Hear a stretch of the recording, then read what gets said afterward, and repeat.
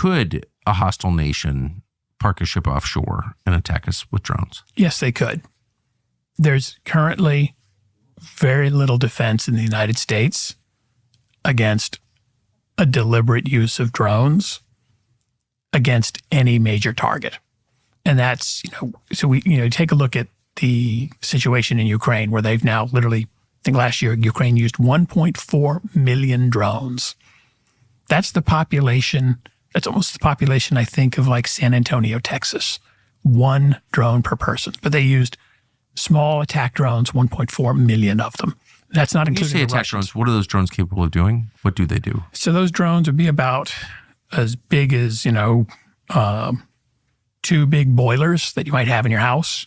Could carry, 3 pounds of explosives, fly anywhere from 8 to 15, 20 kilometers, 11 to 15 miles, something like that, and be delivered precisely within inches of what you're trying to hit. So if you were to look at some of these Ukraine war videos where people are literally driving drones through the hatch of a tank from miles away, that's absolutely happening right now. In addition to that, people have developed drones that can fly 1,000 kilometers and hit a target within inches. Ukrainians have actually taken out very expensive, hard-to-replace Russian strategic bombers that were on an airfield that would be very hard to hit in flight. But they decided, you know what, we're not going to wait for that airplane to go into flight. We're going to hit it on the ground where it's extremely vulnerable. That could easily happen in the United States. There is no comprehensive protection against small drones. The U.S. air defense was created around the concept that we're trying to stop either Scud missile type threats, yes, or manned aircraft. I'll give you a good, fairly tight scenario. So the Patriot Missile, which is, America's preeminent, air defense system that's deployed all over the world, it's got something like 36 missiles in it. It costs quite a bit of money to have one of those systems. You could quite literally overwhelm all of its defensive systems with 30 or 40 cheap drones that would cost you less than $100,000. And the operators of that defensive system would have to expend all of their missiles because they'd see this threat coming and they shoot, at least 1 rocket per target. And then they're down to 0. That's sort of kind of what you've been seeing on the Red Sea recently. Yes. Between the U.S. Navy and the Houthi militant movement, where the U.S. is spending millions of dollars per missile strike to take out a $10,000 drone. The math is unsustainable. And so the U.S., like most countries in the West, are very vulnerable to this issue right now.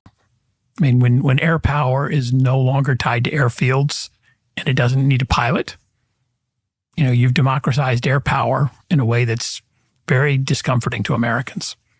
I mean, I assume there are drones with like big payload capacities now. There are. So, when you think about, sort of the drones of the global war on terrorism, the Predators, the Reapers, these are proper aircraft. They're large, but they're also very easily seen on radar, and they're expensive. They can cost, tens of millions of dollars to some of them. Some of the big surveillance drones are $100 million worth of electronics and equipment. But we reached a world where, again, back to the Ukrainians, they've been able to knock out, $2 million, $3 million tanks with $1,000 drones because of the precision and the lack of defense that, often the Russians have. And then you add into, robotic, what we call military robotics, drones at sea, where, it's increasingly possible, and the Ukrainians have done this as well, to use a $250,000 drone boat to sink a $50 or $60 or $100 million ship. Ukrainians have physically been able to do that on the Black Sea. For a country like the United States, which really relies on a blue water navy, we are very likely to face opponents who will be able to put up hundreds, if not thousands of drones at a time that would easily overwhelm, the defense systems we've got. So if you ever go online and look at, I would call something called Chinese drone shows. This is where, they'll have a Chinese company at some event in China or around the world where they sort of rent out this capability, where they've got a dragon flying in the air. And maybe it's 4,000 drones or 5,000 drones that they've got up in the air that they are controlling all at one time in some of these bigger shows. 4,000 or 5,000 flying devices. I've seen them. What if they put a pound of explosive on each one of them and then fired them over a city or fired them at, a sensitive military facility? That's well within reality, and it's only going to get more acute in the coming years. And right now, the United States is still, despite some efforts, that I'll give them some credit for on the Biden administration to try to look at this, we're woefully behind. The Ukraine has got a far more sophisticated drone program than the U.S. does right now. And so does Russia. I mean, that just seems like criminal negligence. I think a lot of it was, the global war on terrorism favored very large aircraft. And so small drones were not really a thing for the U.S. military. They were first used in warfare, I think, during that Iraq and Afghanistan. Is that not right? So at scale, small drones, no. So, they just were not, they weren't battlefield significant for quite a period of time. But I'll, a quick fact, I looked this up until about 2 years ago, I think 18 months ago, no U.S. serviceman, nobody in the Army had been killed by an enemy airstrike since Korea. When that drone strike took place on the Jordanian-Syrian border against U.S. military base that I think killed 4 or 6 U.S. servicemen, it's the first time U.S. servicemen, Army folks, had been killed by hostile air action in decades. The U.S. 70 years. 70 years. So, the U.S., which has long relied on the fact that we completely dominate the airspace, any future Marine or Army operation will have to factor in that there are cheap, large numbers of surveillance and strike aircraft that the enemy have access to that really change the calculus on how much risk we're taking. Are micro drones likely to play a role? Large swarms of tiny drones likely to play a role in future warfare? Absolutely. I would define tiny as probably, something that can carry about a pound of explosives. There's really two things you do with the drone. One, you use it for surveillance. Yes. So you know where the enemy is. 2, you use it as a weapon.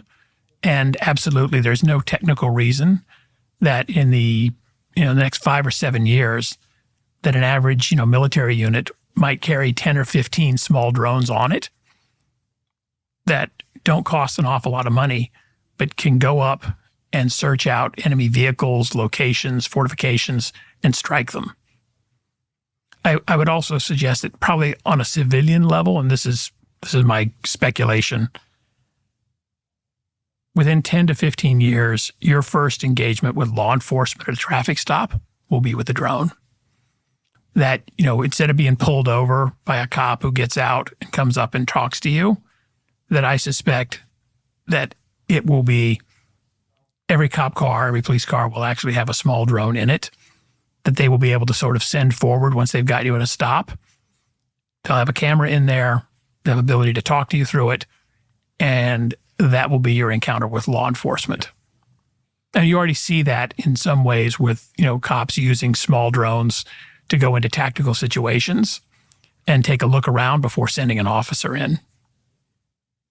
When DoD started transferring hardware to police departments, I'm as pro-cop as anybody, but you could sort of see the end of civil liberties right there. Yeah, on this one, I think you're talking about I think it was at the end of maybe the Bush administration where there was a lot of former mill kit of course, that was made available. Very well. Yeah.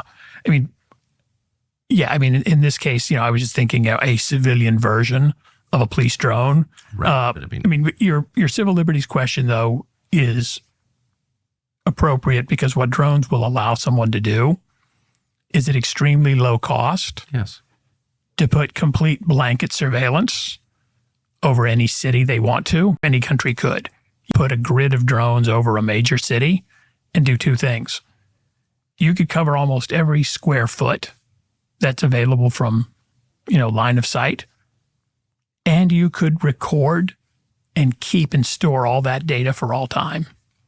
There is no practical reason, technical barrier, to put a drone up over, let's say, downtown Chicago and keep a drone on station there day in and day out for years and constantly build a body of video data on that neighborhood that could be stored for all time and would be available to the government or whoever has access to it. Right.